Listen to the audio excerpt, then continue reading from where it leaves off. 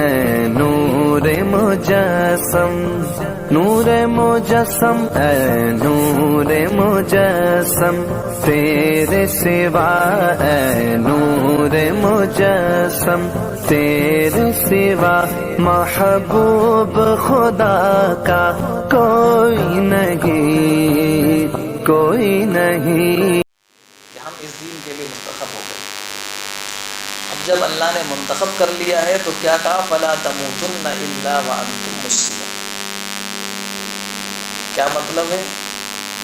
یعنی موت کا تو کوئی وقت متعین نہیں ہے نا، کس وقت موت آ جائے، کس حال میں موت آ جائے، یعنی کوئی ایک لمحہ زندگی کا ایسا نہ گزرے کہ انسان اللہ کی نافرمانی کے اندر مبتلا ہو۔ ہر وقت اللہ کی فرما برداری میں زندگی گزر رہی ہو، تاکہ جس وقت موت آئے تو فرما برداری کی حالت میں موت آئے۔ نافرمانی کی بہت سی کیٹیگریز ہیں، بہت سے درجے ہیں۔ ایک تو نافرمانی کا درجہ شرک اور کفر ہے۔ اگر کوئی اس حال میں ہے، شرک اور کفر میں ہے، پھر انتقال ہو گیا، موت ہو گئی، تب تو بہت ہی بڑا، تو پھر آخرت کے اعتبار سے ہمیشہ ہمیشہ کے لیے گھاٹے اور خسارے میں ہے۔ پھر نافرمانی کے بعض درجے اس سے نیچے ہیں،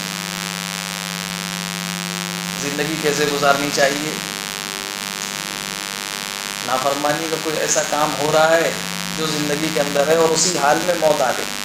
مثال کے طور پہ انسان کہیں سواری سے جا رہا ہے، گاڑی سے میوزک لگا لی، گاڑی میں گانے لگا لیے سفر میں، اور سنتے ہوئے ڈرائیو کرتے ہوئے جا رہا ہے کار، اور اسی حال میں ایکسیڈنٹ ہو گیا، انتقال ہو گیا۔ یہ موت ہوگی نافرمانی کی حالت کی موت۔ اللہ کیا فرما رہے ہیں کہ اللہ نے تمہارے لیے دین منتخب کیا ہے، تمہاری موت فرما برداری کی حالت میں آنی چاہیے، یعنی ہر وقت ہم فرما برداری کی حالت میں۔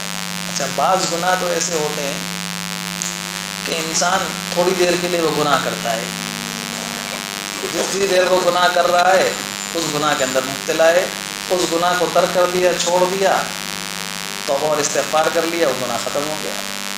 لیکن بعض گناہ ایسے ہوتے ہیں کہ انسان کچھ بھی کرتا رہے وہ گناہ کے اندر مبتلا ہوتا ہے۔ نماز پڑھ رہا ہے پھر بھی نافرمانی میں مبتلا ہے، حج کر رہا ہے پھر بھی نافرمانی میں مبتلا ہے۔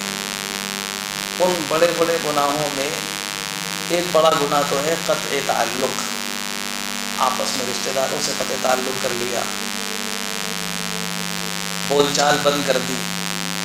اب یہ ہر وقت نافرمانی کی حالت میں انسان، وہ چاہے جتنے بڑے بڑے عمل کر رہا ہو، بیت اللہ چلا گیا ہو اور اللہ نے بیت اللہ کے اندر داخل ہونے کا موقع دے دیا ہو، وہاں جا کر وہ عبادت کر رہا ہے، لیکن اس نے قطع تعلق کا گناہ کر رکھا ہے، ہر وقت اللہ کی نافرمانی میں۔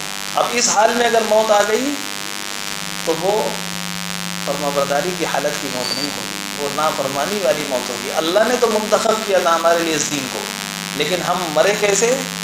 اللہ کی نافرمانی کے ساتھ۔ ایسی بعض اعمال اور ہیں، کسی کی جگہ پر قبضہ کر رکھا ہے، اس میں آرام سے رہ رہے، اب اس میں بیٹھ کر ہم قرآن کی تلاوت کر رہے ہیں، نمازیں پڑھ رہے ہیں، لیکن غصب کر رکھا ہے کسی کی جگہ کو، ہمارا اپنا نہیں ہے۔ تو ہر وقت جب بھی اس مکان کے اندر داخل ہیں، رہ رہے ہیں، تو نافرمانی کی حالت میں رہ رہے ہیں۔ اب موت کا وقت آیا، اسی میں مر گئے، نافرمانی کی حالت میں موت۔ کسی کے ساتھ کسی کی توہین مقصود نہیں ہے،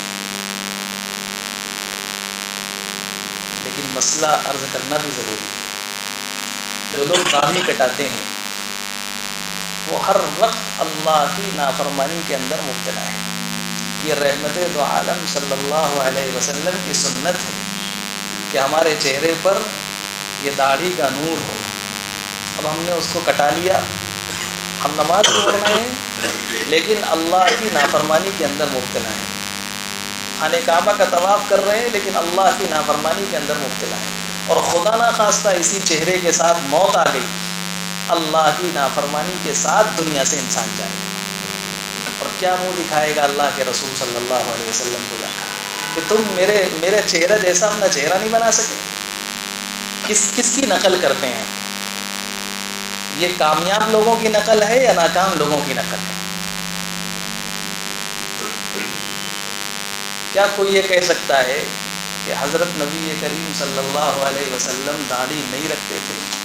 ہم سب کا یقین ہے نا کہ ان کی داڑھی تھی. ان سے زیادہ حسین اور جمیل چہرہ کسی کا ہو سکتا ہے؟ کوئی کہہ سکتا ہے؟ پھر ہم کس کی نقل میں اپنے چہرے سے اس نور کو ہٹا دیتے ہیں؟ کس کی نقل میں؟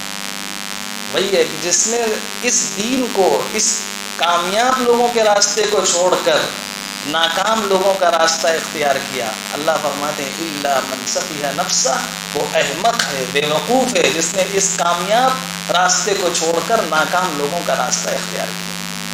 تو ہماری 100% زندگی جب اللہ نے ہمارے لیے دین اسلام منتخب کر لیا ہے تو سر سے پیر تک اور پیدائش سے لے کر موت تک ہماری زندگی میں 100% دین ہونا چاہیے. دیکھیے گناہ ہو جانا یہ کوئی بہت بڑی بات نہیں ہے. ہم انسان ہیں، اللہ تعالیٰ نے ہمارے اندر یہ گناہ کرنے کا مادہ رکھا، ہمیں فرشتہ نہیں بنایا. فرشتوں کے اندر گناہ کا مادہ ہی نہیں رکھا، ان سے گناہ ہوتے ہی نہیں ہیں. انسانوں ہی سے گناہ ہوں گے، اسی لیے اللہ تعالیٰ نے مغفرت رکھی ہے. بلکہ اللہ پاک نے دنیا بنائی اسی لیے کہ ہم دنیا بنائیں گے، ایسی مخلوق کو پیدا کریں گے جس کے اندر ہم دونوں مادے رکھیں گے، گناہ کا بھی، نیکی کا بھی. اور پھر وہ مخلوق جب کبھی گناہ کرے گی تو اور گناہ کرنے کے بعد مجھ سے توبہ اور استغفار کرے گی، معافی مانگے گی. میں اپنی صفت غفاریت کو ظاہر کر کے اپنے ان گناہ گار بندوں کو معاف کروں گا. تو اللہ پاک تو بڑے سے بڑے گناہوں کو معاف فرما دیں گے. وقتی طور پہ کوئی گناہ ہو جائے انسان اس سے توبہ کر لے، لیکن ان گناہوں سے بہت بچنا چاہیے جس میں انسان ہر وقت گناہ کے اندر مبتلا ہو. آپ سوچئے زنا کتنا بڑا گناہ ہے، قرآن پاک نے اس کو شرک کے ساتھ جوڑ کر بیان فرمایا. لیکن وہ اتنے بڑے درجے کا گناہ بھی جتنی دیر انسان اس گناہ کے اندر مبتلا ہے بس اتنی دیر ہے گناہ. اس گناہ سے ہٹ گیا، ختم ہو گیا. اب ایسا نہیں کہ ہر وقت وہ اسی گناہ کے اندر مبتلا ہے، نماز پڑھ رہا ہے تو بھی اسی گناہ کے اندر مبتلا ہے. بس جتنی دیر اس نے وہ گناہ کا کام کیا اتنی دیر کے لیے وہ اس گناہ کے اندر مبتلا ہوگا. اس کے بعد وہ گناہ اس کے رجسٹر میں لکھ دیا گیا، توبہ نہیں کرے گا، لکھا رہے گا توبہ کر لیا، معاف کر دیا جائے گا. لیکن بعض گناہ ایسے ہوتے ہیں جو ہر وقت انسان گناہ کے اندر مبتلا رہتا ہے. ایسے گناہوں سے بہت بچنا چاہیے. انہی میں سے جیسے ہم نے بتایا قطع تعلق ہے. اپنے چہرے کو رحمت دو عالم صلی اللہ علیہ وسلم کے چہرے جیسا نہ بنانا. اللہ تعالی ہم سب کو توفیق دے، ہمت دے کہ ہم سب اس نور کو اپنے چہرے میں سجا لیں اور شوق اور ذوق کے ساتھ سجائیں، اپنے محبوب کی پیاری سنت سمجھ کر سجائیں. تو اللہ تعالیٰ ارشاد فرماتے ہیں کہ ہم نے تمہارے لیے دین اسلام کو منتخب کیا ہے. فلا تموتن الا وانتم مسلمون، لہذا ہرگز تمہیں موت نہ آئے مگر اسلام کی حالت میں. ایک بار اور یاد رکھیں، کبھی کبھی ایسا ہوتا ہے کہ انسان کو اللہ تعالیٰ کسی عمل کی توفیق دے دیتے. اب ہمیں عمل کی توفیق دے دی کہ ہم نے داڑھی رکھ لی، اب کسی کو نہیں ہے توفیق ہوئی مثال کے طور پہ، تو اس کو حقیر مت سمجھے. اللہ تعالیٰ کو کس کا کون سا عمل پسند ہے یہ کوئی نہیں جانتا، اور ہماری کون سی بات اللہ کو ناپسند ہے نہیں جانتے. ہو سکتا ہے داڑھی رکھ کر کوئی ایسا گناہ کا کام کے اندر ہم نے کیا ہو، اللہ نے معاف نہ کیا اور آخرت میں جا کر پکڑ ہو جائے، اس کی وجہ سے انسان کی ساری زندگی کے اعمال ختم ہو جائے. تو کسی کو حقیر نہیں سمجھنا چاہیے. کوئی بڑے سے بڑے گناہ کے اندر مبتلا ہے، دل کے اندر اس کی حقارت نہیں آنی چاہیے کہ یہ ایسے ہیں، ایسی زندگی گزارے. ہر انسان کو اپنے سے بہتر سمجھنا چاہیے، اس امید پر کہ ہو سکتا ہو یہ بندہ چھپ کر اللہ کا کوئی ایسا نیک کام کرتا ہو جو اللہ کو بہت پسند ہو، اور ہو سکتا ہے موت کے وقت اللہ تعالیٰ اس کو ایسی توفیق دے دے توبہ کی، ساری زندگی کے گناہ معاف ہو جائے. اس کے بعد ارشاد فرمایا ام کنتم شہداء اذ حضر یعقوب الموت اذ قال لبنیہ ما تعبدون من بعدی قالوا نعبد الہک والہ آبائک ابراہیم واسماعیل واسحاق الہا واحدا ونحن له مسلمون. جیسے ابراہیم علیہ السلام نے اپنے بچوں کو وصیت کی، اپنے بچوں کو نصیحت کی کہ بچوں دیکھو اللہ تعالیٰ نے جب تمہارے لیے یہ دین منتخب کر لیا ہے بس اسی دین کے اوپر باقی رہنا، اور تمہاری موت اللہ کی فرما برداری کی حالت میں آئے۔ اللہ پاک ہم سب کی ایسے ہی موت مقدر فرمائے، یعنی زندگی کی ہر سانس اللہ تعالیٰ اپنی فرما برداری میں گزارنے کی توفیق نصیب فرمائے۔